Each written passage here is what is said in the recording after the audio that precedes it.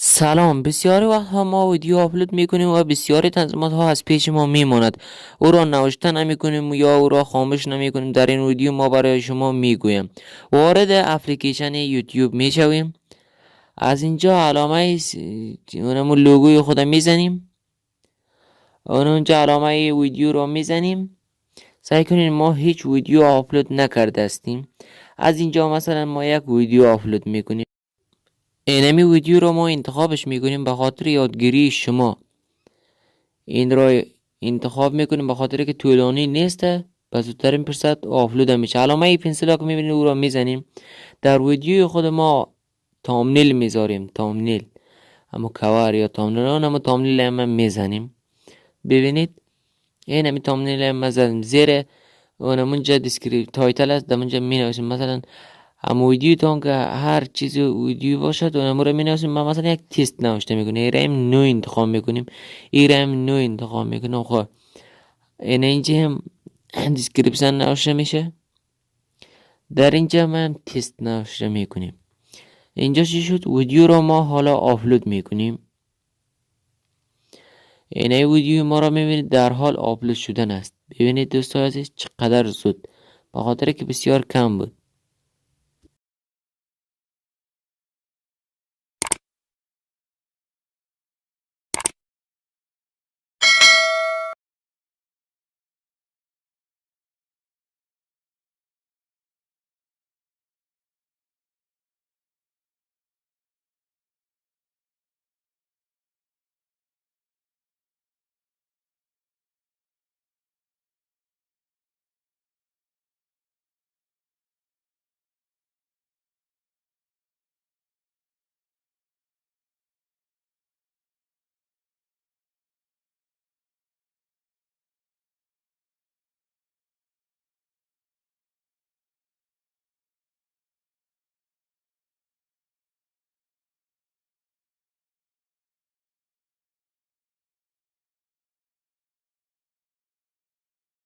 اینایی هم بسیار کم مانده، در حال آپلود شدن است. کمی منتظر می باشیم یه ویدیو ما آپلود شود در یوتیوب.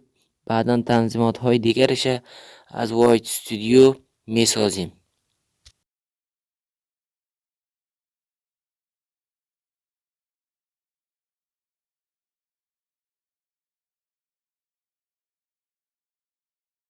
خب دوستان عزیز، قسمی که میبینید ویدیو ما آپلود شده، کمی منتظر میمانیم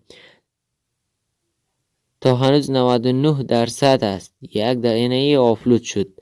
ببینید این ویدیو ما به نام تست آپلود شد.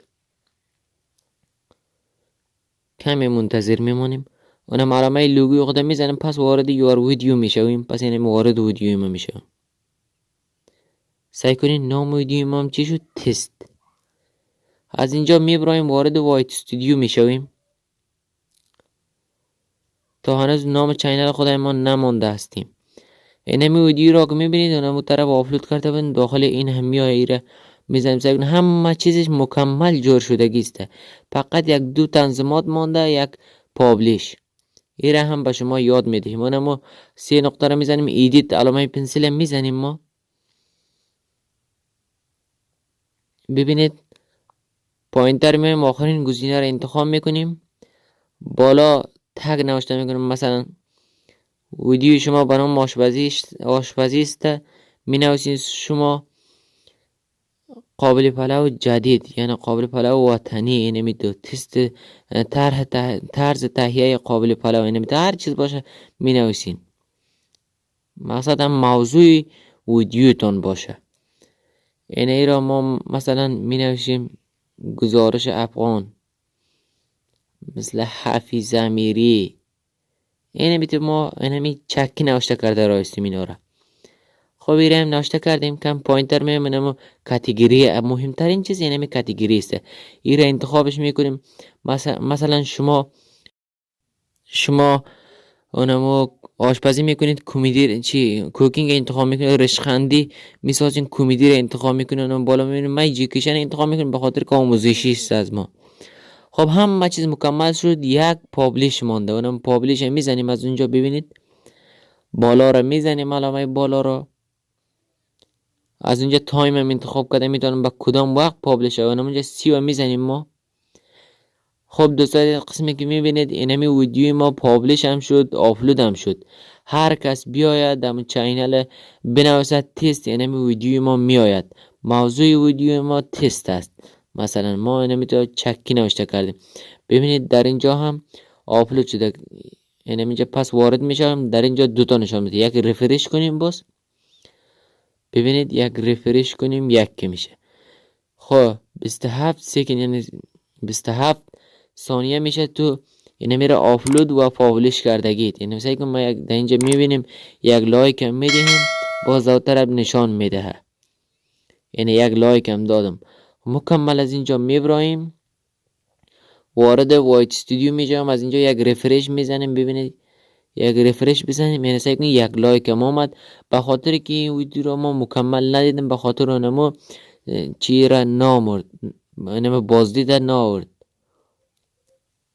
دیگه. اینم اگر وارد چینل نشده هستید وارد چینل شوید. اینم بسیار اینجا ببینید، اینجا سعی کنید اینم اول عکس قفل بود حالا پابلش شد. اگر وارد چینل نیست شما وارد چینل شوید، بسیار یک ویدیوهای خوب دارم، اونا را ببینید، مثل ویدیوهای افزایش بازدید در یوتیوب با گوشی. خب ویدیو ما تمام است. تا با ویدیو بعدی شما را به خداوند مددگار میسپارم.